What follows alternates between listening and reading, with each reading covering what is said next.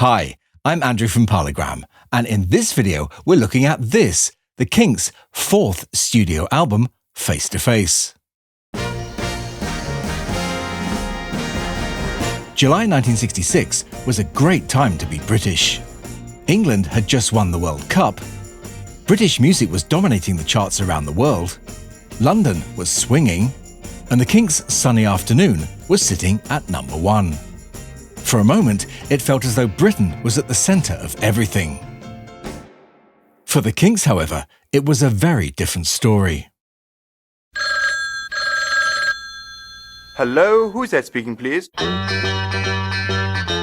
By the time Face to Face arrived in the shops in October 1966, the world had already heard Pet Sounds, Blonde on Blonde and Revolver. What makes this album so remarkable is that the Kinks had recorded most of it months earlier. By the spring of 1966, work on Face to Face was well underway, but behind the scenes, the picture was very different. Contract disputes with their label Pye, together with bassist Pete Quaife's decision to leave the band, meant that Face to Face sat on the shelf for months after it had been recorded.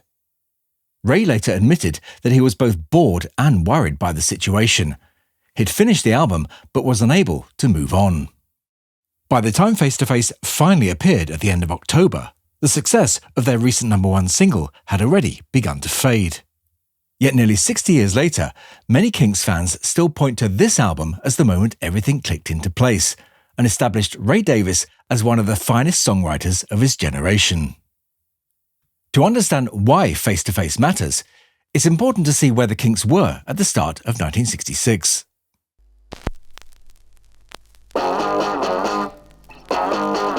Just 2 years earlier, they'd burst onto the charts with You Really Got Me, a raw, uncomplicated song about teenage attraction. But by 1966, the Kinks were singing about a very different world. Just a few weeks before work on Face to Face began, the Kinks released this. Instead of writing about love or teenage rebellion, Ray was now writing character sketches, observing people, poking fun at them and turning them into songs. Face to Face would take that idea much further. Dandy, dandy. There were fashionable young men in Dandy, wealthy homeowners in House in the Country, an aristocratic family fallen on hard times in Most Exclusive Residence for Sale, and Session Man, a tribute to one of the anonymous musicians helping to shape the sound of 1960s pop records. These weren't the sort of subjects normally found on a pop album in 1966.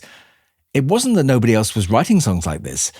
What was unusual was hearing so many of them on one album.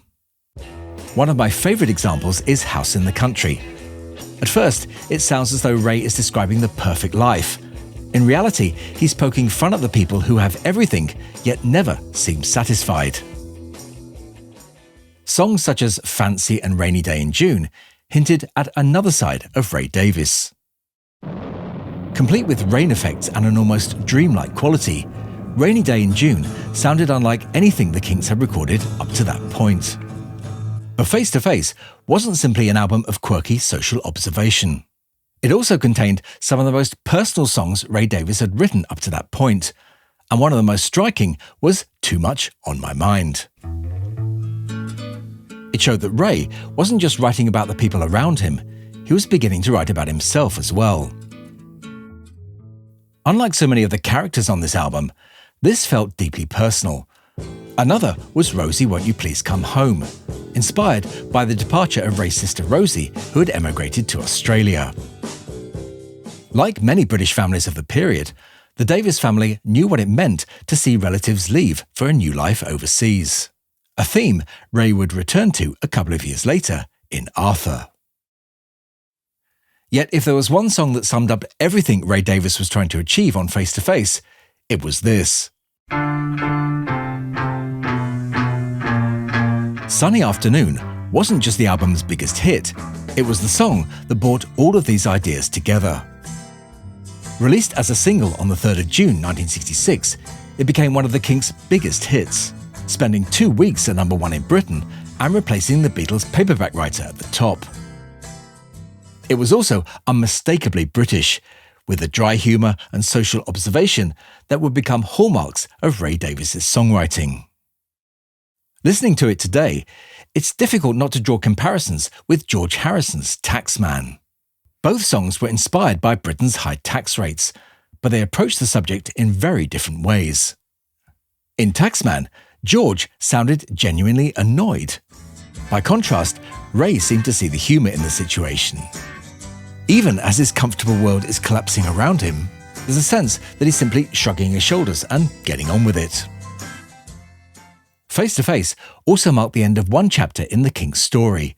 It would be the last Kinks album produced by Shel Talmy, the American-born producer who had helped shape the band's sound since You Really Got Me in 1964. By 1966, though, Ray Davies had already outgrown the sound that had made the Kinks famous. Songs like Rainy Day in June, Fancy and Too Much on My Mind showed just how far his songwriting had come. Face to Face still sounds unmistakably like the Kinks, but you can also hear the band becoming something else. While Face to Face is now regarded as one of the Kinks' greatest albums, it was actually outperformed in Britain by this. Released by Pi in September 1966, Well-Respected Kinks was a budget compilation on the Marble Arch label. With Face to Face still delayed, Pi capitalised on the success of Sunny Afternoon by repackaging previously released singles and EP tracks. The strategy worked. Well-Respected Kinks became the band's longest charting album up to that point. In America, things were even more complicated. While British fans were discovering Face to Face, American listeners were being offered compilations such as the Kinks' greatest hits. Today, we think of Face to Face as a major artistic statement. In 1966, though, it was simply one part of a catalogue that was being reshuffled and repackaged on both sides of the Atlantic, just as it was for the Beatles and so many other British groups of the period.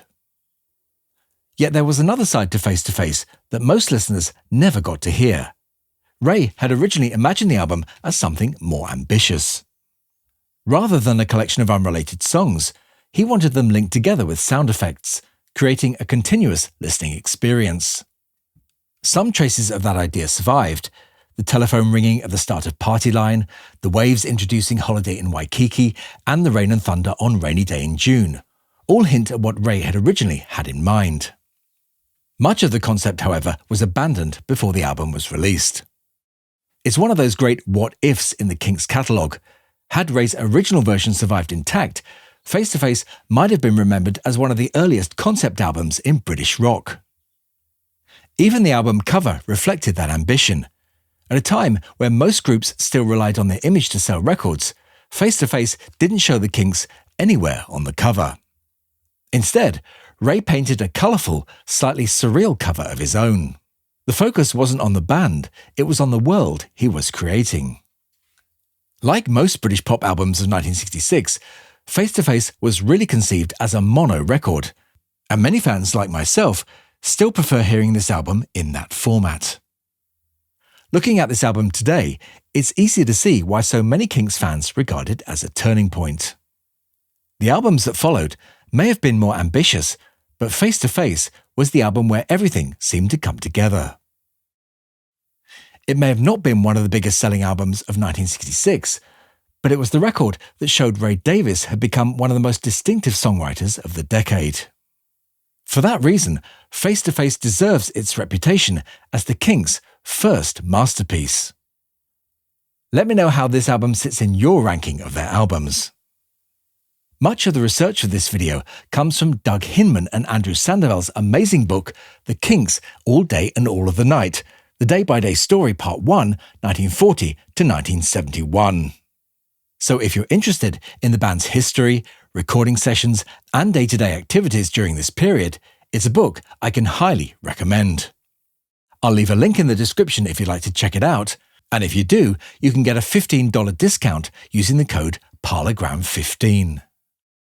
I'll be back soon with their next album, Something Else, so make sure you're subscribed so you don't miss out on that.